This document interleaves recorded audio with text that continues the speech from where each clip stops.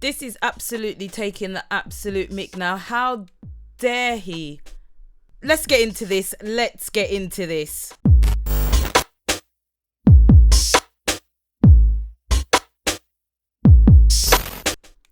Yes, people, this is your girl Aleisha Lee, and welcome back to another episode of Aleisha Lee Reviews. We are reviewing Black Mirror Season 6, Episode 3, Beyond the Sea, and this episode was absolutely beyond me. Let's get into this. We start the episode seeing our first main character, David Ross. He is drawing his family, his son and his daughter. We see him greet his wife, and we can see that they are a really loving family and they seem to be having a good time. And then we meet Cliff and his son. He is cutting some wood. We then see him bring that wood in and meet his wife Lana. We then go back to David and his family. They are watching a film, and we see a couple of young teens that seem to be peering over to the family all the time whilst they're watching the film. And we get a glance of them, and after the film we see them approach David and his family.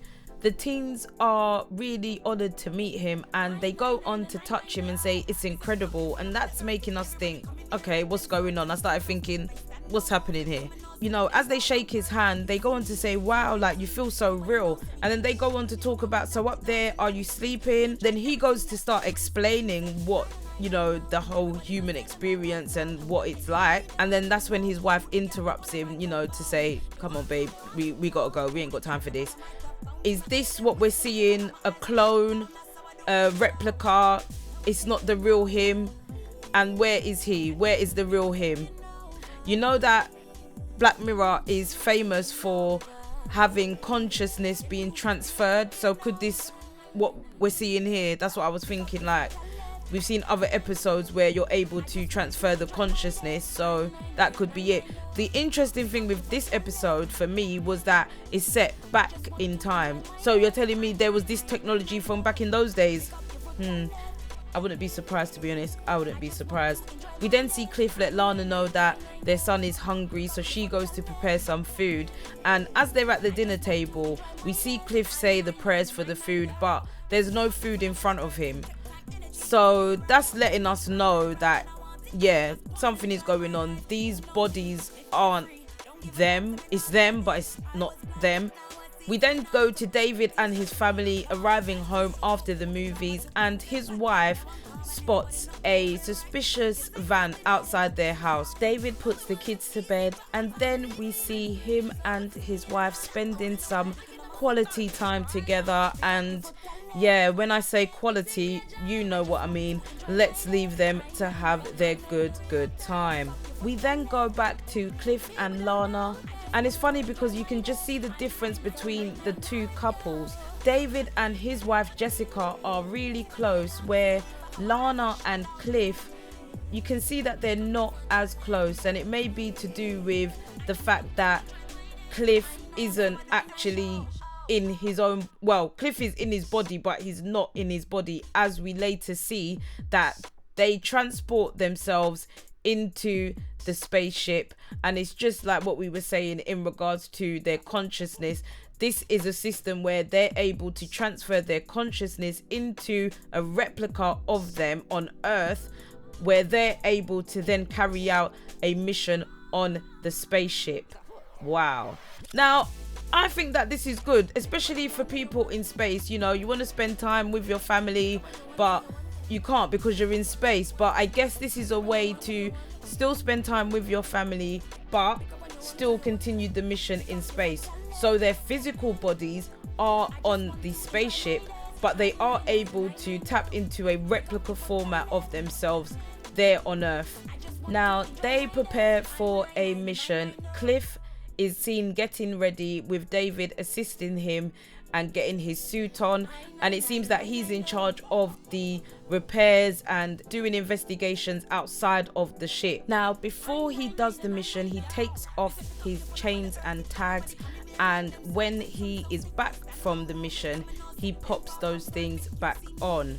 including his watch, and that's a watch that they use to send them a message each time one of them needs to come back to the ship, or when they're both needed at the ship, they will get a message from that watch. After they've done their mission, they are able to go back to their pod and go back to their families. If you look at the ways that both of them live, they both live different lives.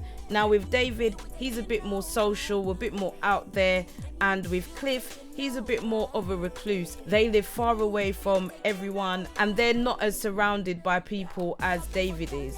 So that makes you think of their reasoning why, and we see that both of the men choose to do things in a different way. So although they're on the same mission, their lifestyles are very different to one another. Lana suggests to Cliff that they should have a warming party so that their son can meet some new kids as well, and Cliff says that, we'll see. We know that none of that is going to happen. Cliff seems like a really miserable man. Come on, Cliff. Lana looks miserable as well. What's going on? The son looks miserable. I don't know what's happening over there. We then go to see David and his family. David is awoken by noises downstairs. He proceeds to go downstairs with a bat, and that's when he is met by a group of intruders. Now, I'm guessing this is the group of people that were posted outside when Jessica saw that van earlier on outside their home. He's met by these people who are clearly against what is happening. They know that he is not human, and they know that this body is not a human body. They proceed to terrorize him, and they cut his arm off. I don't even know what it was. It wasn't blood. Was it oil? Anyway, we know that he is not human. This body is a replica of his body. They then smash him with a hammer, which sends him back to the ship. He goes back in with his tag, and that's when we see that they have captured his family, his wife and his kids. The wife was pleading with them, saying, please do not harm the children. But he was saying to the wife that if you are a part of this, you're enabling this, so you also have to go, because she was trying to explain to them that they are human, they bleed blood. So although her husband isn't, she does, her kids do, but they have no mercy, they show no mercy, and they proceed to torch the home. Everybody perishes. This means that David no longer has his body replica on Earth, therefore he is now stuck on the ship. This mission is actually for about 4 years. So can you imagine of not being able to go to Earth? And even if he did have a body now, he doesn't have a family to go to down on Earth. And the only human interaction he will have for the next few years will be with Cliff.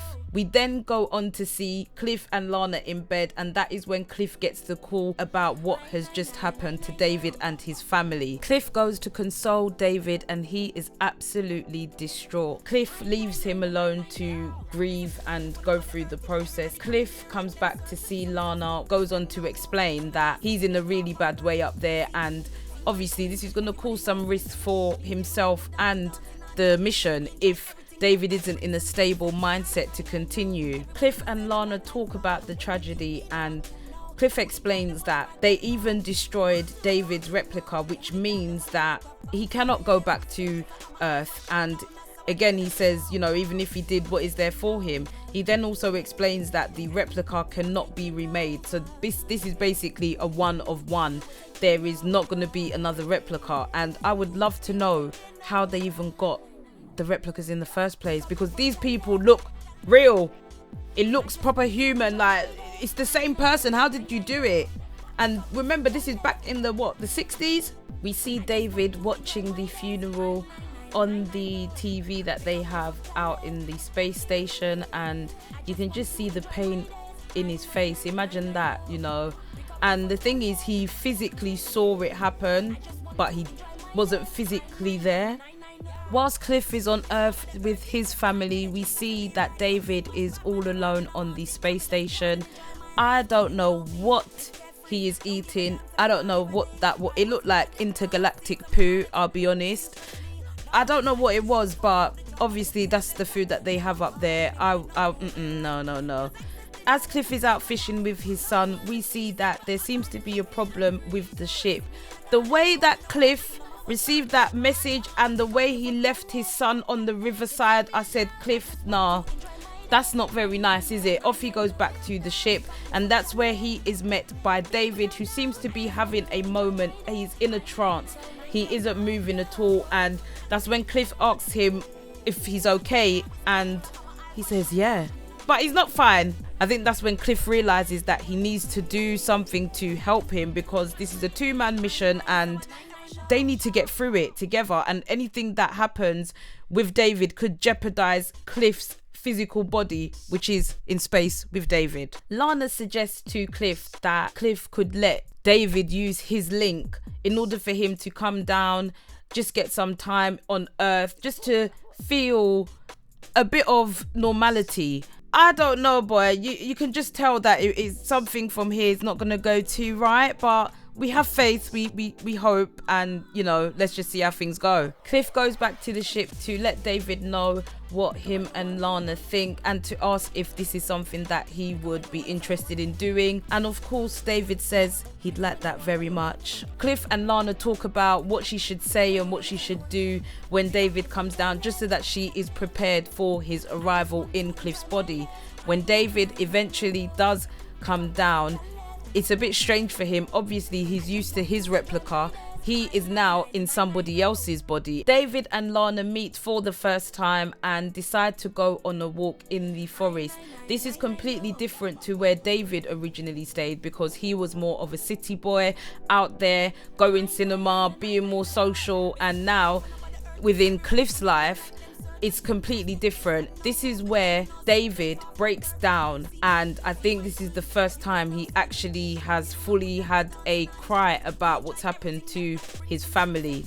Lana is there to hug and support him during that moment. Once David arrives back onto the ship, he thanks Cliff and tells him his place is beautiful. He then goes on to say that he will see him on Friday, and that's when we see Cliff go back home. Cliff and Lana talk about David's visit. She explains to him that he wept and cried like a child. Obviously, it's due to everything that he's been through recently, and Cliff was quite surprised and said he cried in front of you, and was asking what did he do, and Lana just says she's just, what could she say? What could she do? She just was there. We see David present Cliff with a picture of his house that he drew. Cliff asks David, so you done this from memory? And he's like, yeah, like when something is vivid, he just is able to draw it from memory. That's when David suggests he could do a painting of the house and, go down once a week. And that's where I was just like, no. Cliff discusses the idea with Lana. Eventually, she does agree to it. So Lana and Cliff agree that as he's doing the physical for an hour, that is when David can come down, use his link and do his painting. Now, eventually we see that David is starting to have feelings for Lana. We see Lana and David have been getting really close as he's been doing this painting. We see that he said to her, yeah, you can paint, and that's when he done the hold hand paint thing. Back on the ship, we see David. He is drawing Lana. Remember, he can draw from memory, so he's there drawing Lana, and you just know it's getting political. You know it's going to get messy. So now you know that they're doing their swaps daily. Now it's David's turn. He asks Lana if they can go into town to buy some oils, and that is when they get questioned by one of the people there. Before that, Lana gives David a hat and says that Cliff usually wears it anytime he comes into town, and that's where they're asked a few questions about their situation. That lady too nosy, she needs to mind her business. But this is what happens when you go out and about, and Cliff doesn't want to go out and about because of things like this. The lady in the shop also mentions what happened with his co-pilot, not knowing she's speaking to him. Why? Because he's in see, even I'm getting confused. David is in Cliff's body, so she doesn't even know that she is speaking to David right now. When Cliff gets back, he goes straight to bed, boy. He don't even look at Lana, and then this is just gonna make Lana want to go into the arms of the David/Cliff even more. Lana notices in the painting that David is doing that she is there as well, and that is when they have a bit of a dance. and a bit of a moment where he tries to serenade her like he did his wife, only this time it doesn't work, and Lana remembers what is really going on and stops herself before anything more can pop off. She lets him know, no, you're taking the mick, you're absolutely taking the mick. Cliff's son is seeing everything that's going on. This little boy, he knows what is going on, and he sees that when this other geezer is being his dad, things is not the same. They are not the same. Lana lays it on David and lets him know, you're a guest in this house. Do not try and disrespect my husband to me. It's not going to happen. You're a guest. Know your place. David is proper rude. David is like, you know, this guy, he don't know what he's got. Out of order. Lana reminds him, listen, you don't know me, because he's there all like, you want this, you don't know me. When David comes back to see his painting, he sees that it has been destroyed, and he sees that Cliff's son was the culprit. The poor you, he couldn't go and hide his green hand. That's when you know and see that David has done something to Cliff's son. And Lana sees her son running, and that's when she puts 2 and 2 together and tells him he needs to go. As David is trying to fix the painting, Lana lets him know, you need to go. So you've tried it on with me, then you've hit my son.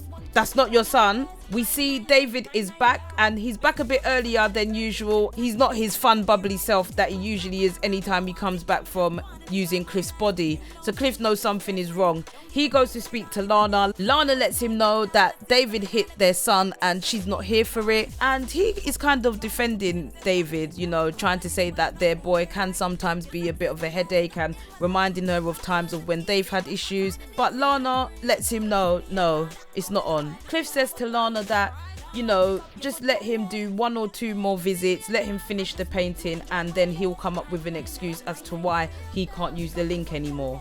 Later, back on the ship, Cliff discovers David's pictures that he's been drawing of Lana, and when I tell you, I was not even ready for the pictures.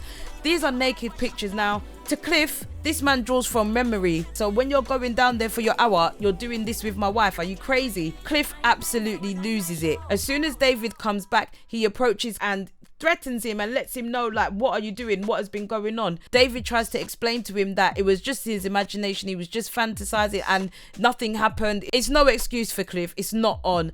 And that is when they go into this moment where Cliff lets him know, you're not seeing my wife, you're not seeing her at all. Forget about the link business, just forget about it. She don't want to see you. She doesn't want anything to do with you. She would rather not. And obviously David is not pleased to hear this. He says, let me just go down there one last time just to apologize to her.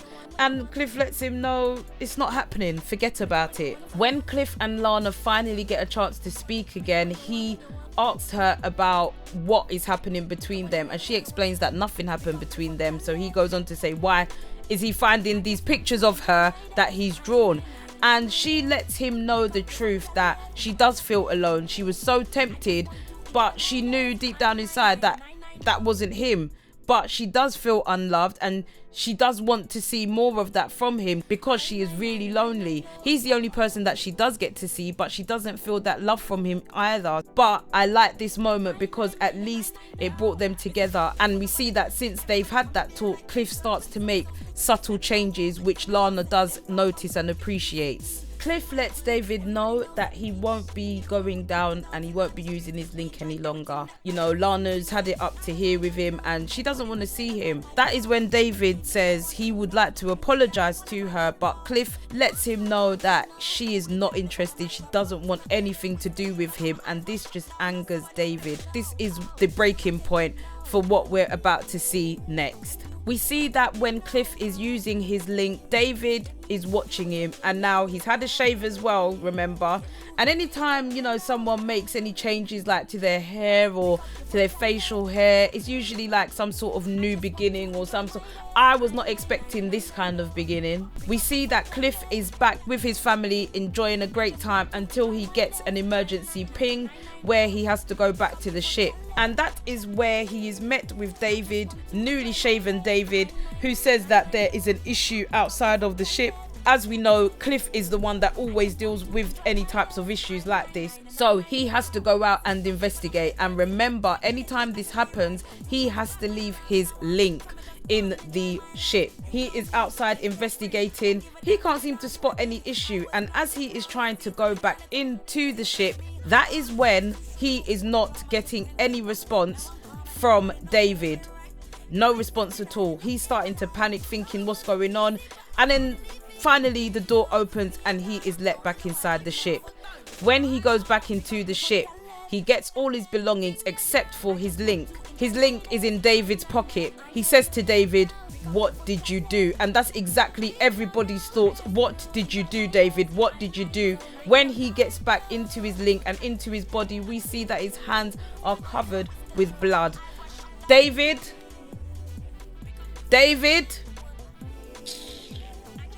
we see Cliff hesitantly but knowingly walk and see all the blood on the walls, letting you know we don't even see his family, but we know that they are no longer here, unfortunately. And David has done this to them. David, absolute diabolical. And that's when we go to the end scene where we see Cliff is back on the ship.